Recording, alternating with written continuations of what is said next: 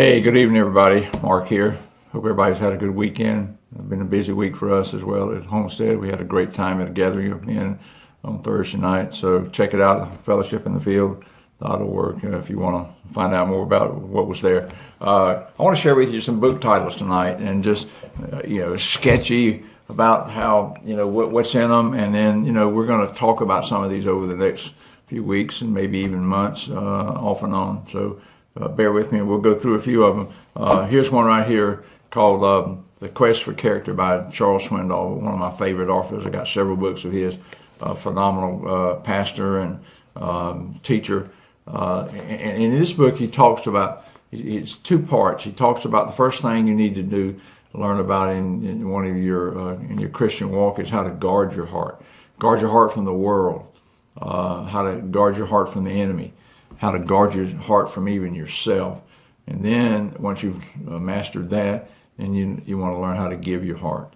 And a phenomenal book in there. Here's a book that I use in my sales days. How to Swim with a Shark Without Getting Eaten Alive. A lot of principles in that. I love the title of that book. Here's a book that's kind of controversial in the Christian world, in church world. And they don't maybe like what the reality of this book points out, and we'll talk about some points in it over the weeks.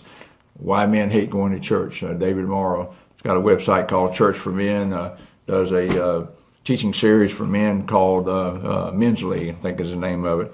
Bob Buford wrote this book. It's called Halftime, and it's a book. As you can tell by the title, it talks about playing in the game of life. And when I read this book, I was in halftime. And it's asking you how you going to play the second half in your life. Now I'm in the fourth quarter, so I hope I'm doing better at maybe where I was back then. Another little book. Oh, I love the title of this one right here. And it says, if you want to walk on water, you got to get out of your boat. What do you think it deals with, guys? Risk, fate, and so forth. We'll talk about some of that. Sometimes I'll buy a book and it's just the cover.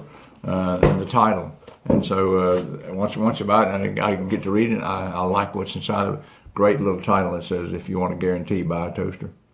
If you really want a guarantee in life, you need to buy a toaster. You can always take a toaster back and get your money back if you want to. Living on the Ragged Edge by Chuck Swindoll. It deals with, the subtitle is Coming to Terms with Reality, and we're going to spend some time talking about what the Bible says about reality. Here's a great book, In Pursuit of Purpose. Why am I here? Why do I exist? What's my potential? Phenomenal read by Dr. Miles Monroe. He and his wife they perished in a plane crash in 2014. Tragic loss to the world of ministry. But we'll talk about some of his principles in this book. He writes in here a quote about, if I can find it out real quick, it says, the greatest tragedy in life is not death, but it's life without reason. It is dangerous to be alive and not know why you were given life.